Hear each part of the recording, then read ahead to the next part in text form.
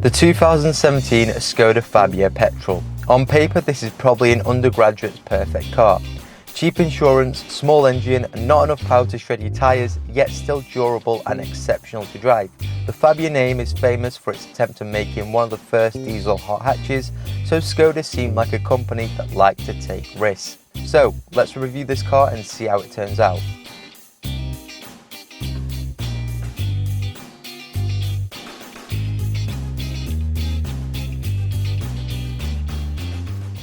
First off though, I want to give a shout out to the owner of this car who's lent it to me for half the day so I could do this review. I believe this is her second car, so if you would like a perspective on long-term Fabia ownership, make sure to leave your questions in the comment section down below and I or her will respond to you as soon as possible. Since VW acquired Skoda back in the early 2000s, they've been part sharing on many of their cars. For example, like this Skoda Fabia, using parts off the VW Polo cousin. So I couldn't resist and mention some of the parts that are exactly the same, so like the indicator stalks, the little digital screen, the handbrake, the exact same steering wheel, and even the air vents on the dash. And now let's talk about the model variant that I've got in front of me, and it's the 2017 Skoda Fabia Monte-Carlo Edition with the 1-litre petrol engine that's currently pushing 109 brake horsepower and 150 pounds-foot of torque to the front wheels. If you're interested, 0 to 60 times are 9.2 seconds and it tops out at 122 miles per hour, which is quite remarkable for a 3-cylinder engine like this. As for the design, I've got to admit, in other words, it's basically a case of nice face, shame about the arse. I like the contoured bonnet which flows into the gloss back wider grille with the vertical slats, but the general silhouette of the car doesn't work for me, especially when you get towards the rear quarter panel with the kinked up rear quarter light windows. This car does a good job to hide it as it's in this black colour, but on other lighter coloured cars it starts to become quite obvious. And so now we move over to the rear seats, and for the fact that this car is classed as a Supermini, you still get tons of headroom thanks to it being a tall car. Legroom is okay, nothing you need to worry about, but check this. You get seat back pockets on the back of these lovely red sport seats. Nice little bit of extra storage for your rear seat passengers. Jumping over to the main half of the interior, and in this particular Monte Carlo variant, it lifts the atmosphere with its red trimmings around the seats, sporty fake carbon on the dash, and this perforated steering wheel. An interesting feature in all Skoda Fabias is when you turn the headlights on the air conditioning unit, it changes the colour to green. Nice little cool feature, as you don't see this on many other cars except Ford's. In this car you also get a 6.5-inch monitor, which is a huge upgrade over the 5-inch display. I would say the difference is night and day for sure, but the one thing that annoys me is this volume knob, because every time you rotate it, the power symbol also rotates. It's the same in the VW Polo, and I have no idea who thought of it. But storage in this car is 100% the best within its competition, because you get storage underneath the front seats, and I think you get an umbrella as well. Plenty of space in the glove box, plenty of space below the dash, and even this handy clip for parking tickets on the windscreen. Skoda have most definitely made use of all the space in this car. But anyway, I think I should stop rambling on and go for a drive.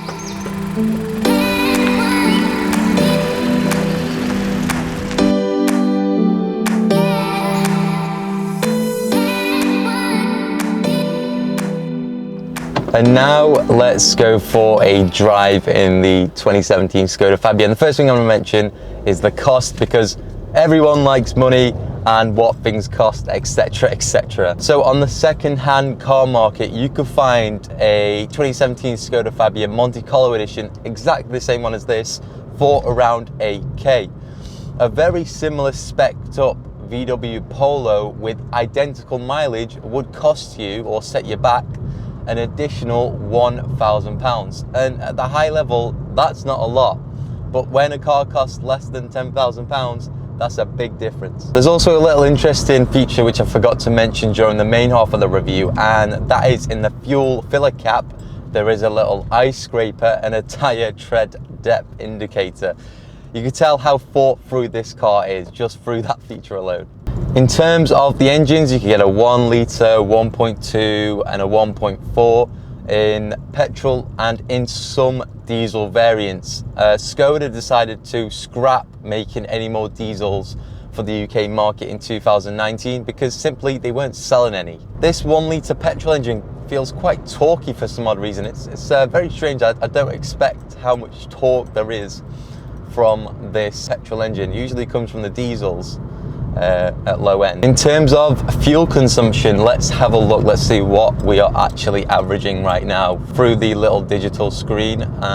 We are averaging 45 miles per gallon. That's all right. And it's a nice 20 degrees in the UK right now, bank holiday weekend, so we're chilling. So I would say we've got a quarter of a tank left, maybe even a fifth, and it's showing 110 miles of range. I don't know if that's good. I don't know if that's bad. We've got a tractor coming up ahead, and he's pulled towards the left side. He's gonna let us overtake, but let's see what overtaking is like in this car. I'm going to drop back a little bit because he's getting on the dust. He's getting on the dust. And I don't want to get this car dirty. It's just been cleaned by the owner.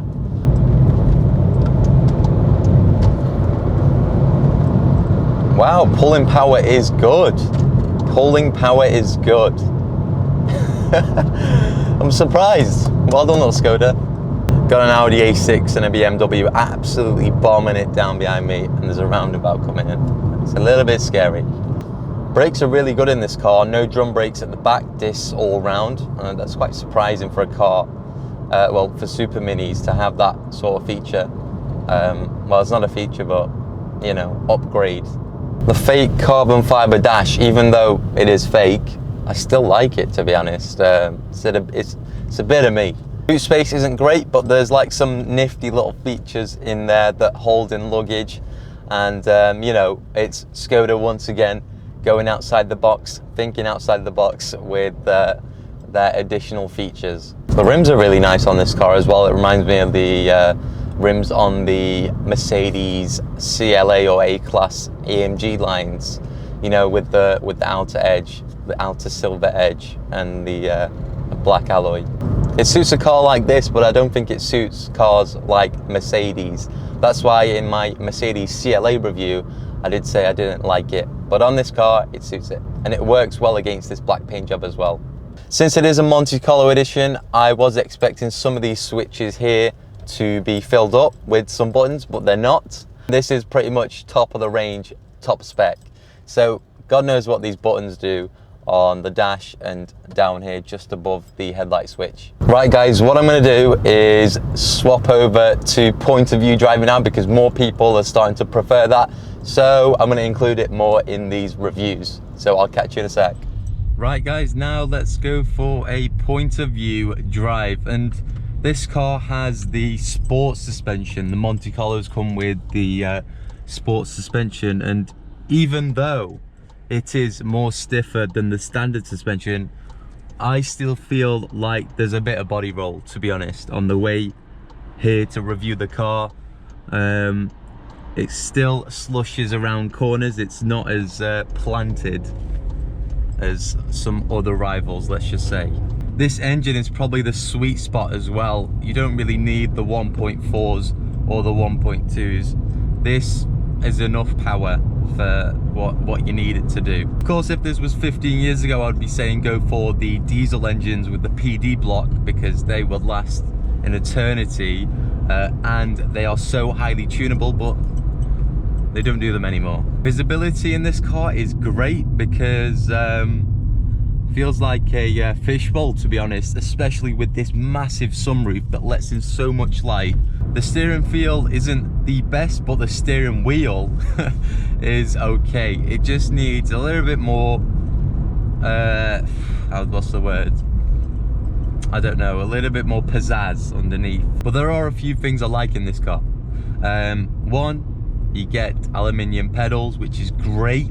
You don't get that in many other super minis, and the sports seats really do have big bolsters. It's actually hard to get out this car. I never thought I'd be saying that, but you have to literally lift your leg up these big bolsters, and it does feel sporty, although the H position is a bit too high. but that's expected. But driving this car just reminds me of the time I drove the VW Polo, the 2015 VW Polo, because they are based off the same platform. The mirrors look identical, the gearbox feels exactly the same, a little bit notchy. It literally is a Polo with a Skoda badge on it. So that's the in-depth total review around the 2017 Skoda Fabia. I think Skoda give a great deal in terms of price savings against its competition. However, since there is no hardcore 4-cylinder turbocharged variant, it kind of makes it hard to sell and advertise to people. And I think that's where Skoda went wrong with the Mark III Fabia. Anyway, let me know if you agree, and I'll catch you in the next video.